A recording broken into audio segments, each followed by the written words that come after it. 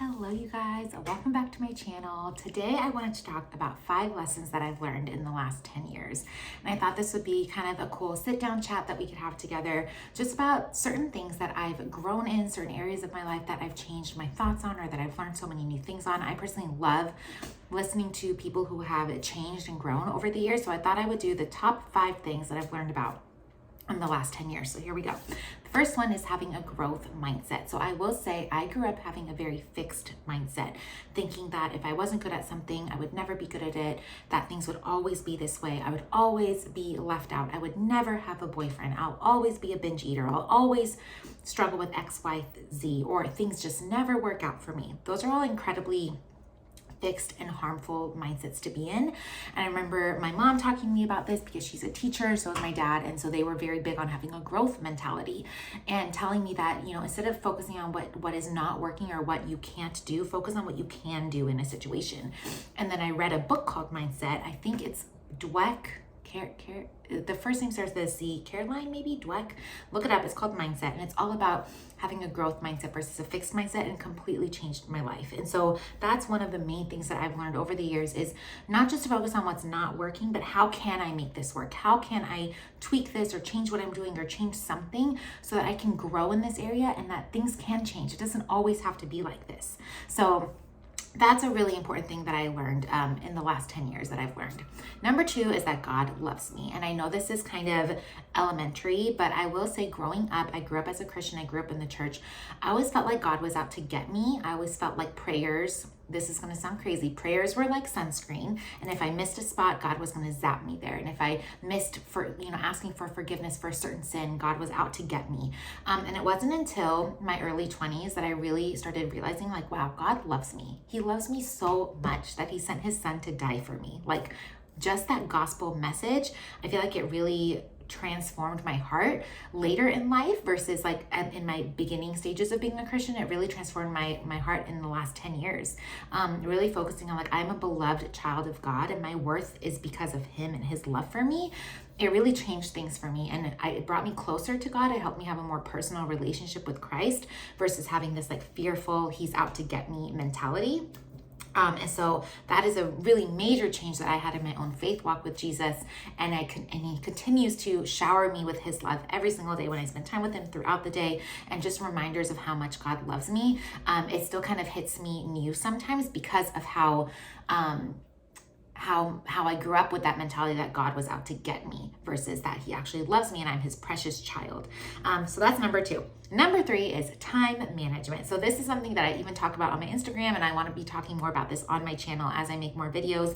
I started realizing that I was so tired of breaking promises to myself, saying that something was important to me, reading a book is important to me, or working out is important to me, or growing my business is important to me, or cleaning my house, or whatever it is, and then not doing anything about it. And so I remember reading a cheesy Pinterest quote that it's not that you don't have time, it's just that it's not a priority. And that was like, oh wow, that is actually like kind of true, because I make time for things that are important to me. I make time to finish that Netflix show. I make time to go out with my friends or watch a movie, back then in the last 10 years.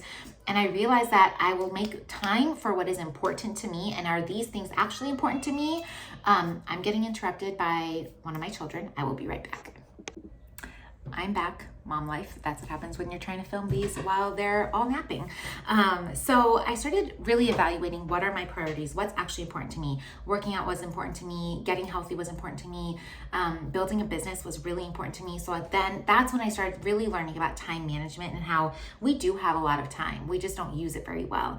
And an exercise I highly recommend is tracking your time. When you track how much time you spend on social media throughout the day or watching a show, not that these things are bad. Hello, I'm on social media.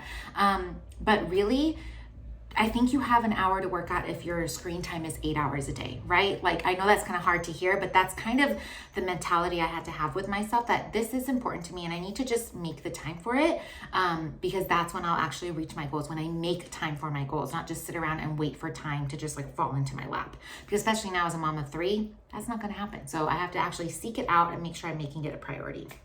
So that's number 3. Number 4 is that I started working out for my mental health. So I would say in my teens and early 20s, I was definitely working out to lose weight. And as a dietitian, I have a master's in public health, and I'm also a personal trainer. I know that working out does not equal weight loss. It's nutrition that will help you lose weight.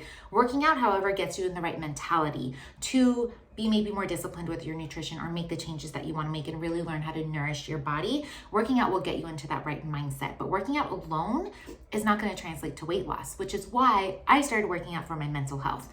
And let me tell you, when I started working out for my mental health, I became so much more consistent with my workouts. I rarely miss a morning now because I do it for my mental health. I don't do it to see the scale go down, because what a lot of my clients will do is they'll work out, they'll weigh themselves, they haven't lost a pound, and they'll say, well, forget it. What's the point of working out? There are so many points to working out than just weight loss, right? It's healthy for you in general. It builds muscle. It helps you have strong bones, especially for women. It decreases anxiety. It oxygenates your entire body, which means you have more energy throughout the day when you work out versus getting depleted of energy. It's kind of like an oxymoron, but working out actually gives you more energy. I could go on and on about this, but long story short, I started working out for reasons other than weight loss. And I started getting more consistent with working out, and I started building muscle and toning up. And now I am doing that after baby number 3, trying to build my muscle back. And it's really fun because I have other motivations besides wanting to see the scale go down. And lastly, I finally learned in the last 10 years to not live in the perfectionist zone. And I go back and forth between whether I'm an Enneagram 1 or Enneagram 3. I also don't like putting myself in a box, so I think I'm a little bit of a 1 and a little bit of a 3. I do like the Enneagram. This is a tangent, but I also think that it can limit you, especially if you're like, well, I'm this way and I can't change and blah, blah, blah. Like I said, number 1, growth mindset. You can change. God is all about renewing our hearts and our minds. And so there are areas of your life that you can change in, no matter what personality type you are. But I will say, I'm a perfectionist. I'm a recovering perfectionist. So I learned that living in the 80% got me more progress towards my goals versus living in 100%, 0%, 100%, 0%. I would eat super clean for 2 weeks and then binge for 2 weeks. Or I would be really, really consistent with a certain habit, like spending. I would be really like, okay, I'm not going to order anything from Amazon. And then all of a sudden I would order like 20 things from Amazon. And then my husband would be like, what the heck happened? So I started learning, and this is actually more recent, in the last 2 years, I would say. So not just in the last 10 years, in the last 2 years. Living in the 80% will propel me forward still, will still move the needle, but in a consistent way. I'll actually be consistent versus feeling like I'm always on this pendulum of either super perfection, high anxiety, like having to perform at a certain level, versus 0%, I don't care about anything, I'm gonna be a slug and live on the couch. Like, there has to be a middle ground. And for me, and what I recommend to my clients, is living at that 80%, realizing that it's okay to eat out once a week. It's okay to skip a workout once a week. It's okay to, not hit all the habits that you want every single day of the week. Set realistic habits and realistic goals for the routines that you want, whether it's a health routine, a productivity routine, a mindset practice that you want to get into, meditation, prayer, whatever it is, journaling. Set realistic goals and then live in the 80%, because in the 80%, you'll actually move forward. Because if you're always going 100, 0, 100, 0, you're never really getting anywhere. You're just stuck. And 80% is going to move you forward, I promise you. So those are the 5 top things that I have learned in the last 10 years. Having a growth mindset instead of a fixed mindset. That God actually loves me, that I'm a precious child of God. That was huge for me in the last 10 years. Time management and what's actually a priority. Working out for reasons other than weight loss, specifically more for my mental health and my energy. And living in the 80% instead of always trying to be perfect at everything. So I hope this was helpful for you guys. I would love to learn in the comments, what are some things that you've learned in the last 10 years of your life that you didn't really know before that? And how have you transformed and changed over the last 10 years? I would love to hear in the comments below. Thank you guys so much for watching this video. If you like this kind of content, please subscribe, like the video. I'm new to YouTube, but I love watching YouTube. So I thought, let me make videos too, because it's fun and I like to talk, and it's a little easier to talk in like a long form video on YouTube versus on Instagram or Facebook. So anyways, thank you guys so much for listening and for watching, and I will be back later. Bye.